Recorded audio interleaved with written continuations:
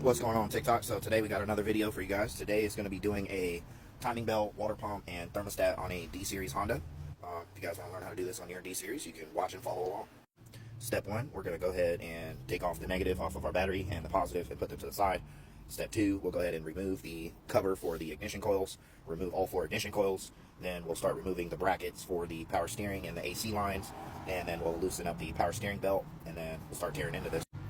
Alright, so let me run you down. Take off the 410s for the ignition coils, take off the 3 brackets, or the 310s for the brackets, remove the throttle cable, take your spring clamp, push that back, remove the vacuum line there, take your dipstick out, remove your AC line, at least push it, get it out of the way so you can have it wiggle.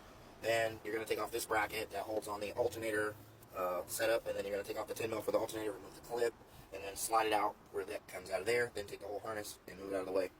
After that, we're going to go ahead and start removing the valve cover bolts for the top of the valve cover after we pull our dipstick out, and then we can get access to getting the side cover off, and then we're going to get our power steering pump out of the way, and then we're going to move it over to the side, and then we're going to support our engine.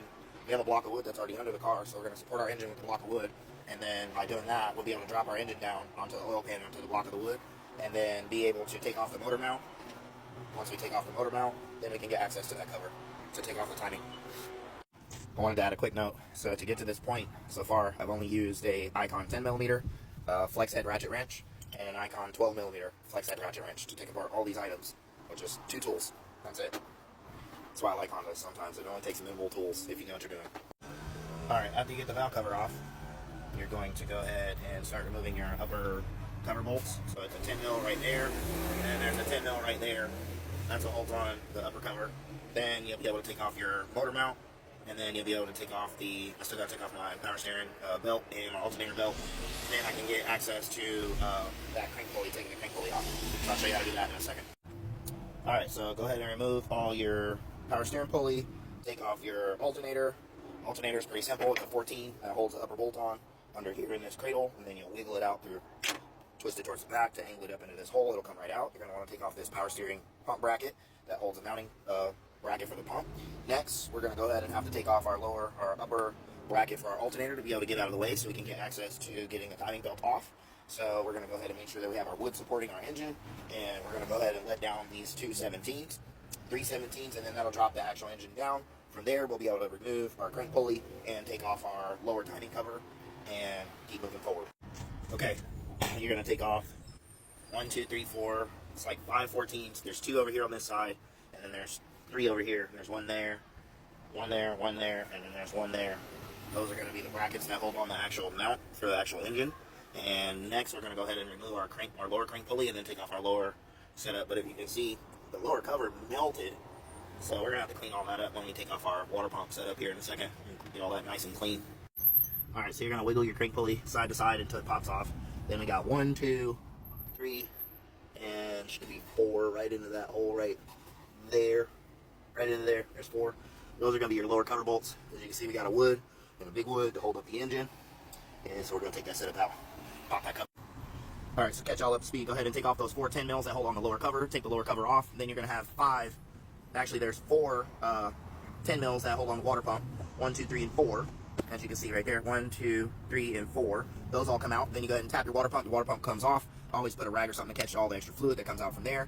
Next, I like to go ahead and take off my timing belt, release the tension from the spring, then remove the 14mm, and then that'll take off the timing belt. And then from there, you'll be able to take the belt off. I always mark it at the top and both sides level to the actual flat surface of the head. And then the lower mark is going to be a crank mark that lines up right there, and it lines up with that arrow. As you can see, that arrow lines up perfectly.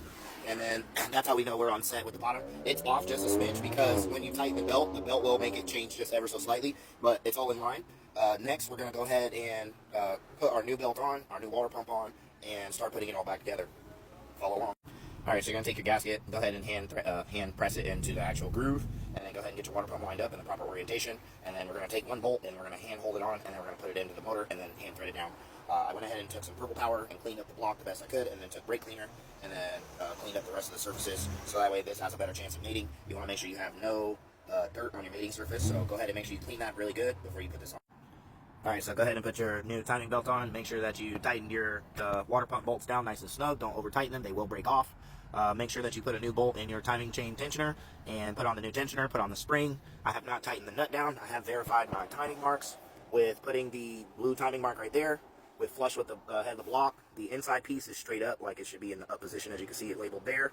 And then on the lower, you have a small keyway that lines up right there. And shit, I'm sorry, I can't get this to focus. But there's a keyway right, come on. Let's see if we can get this to focus.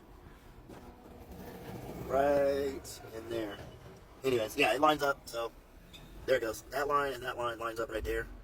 And that's all lined up. Rotate the motor around 4 complete full times until timing lines up, and then go ahead and start your reassembly of your engine.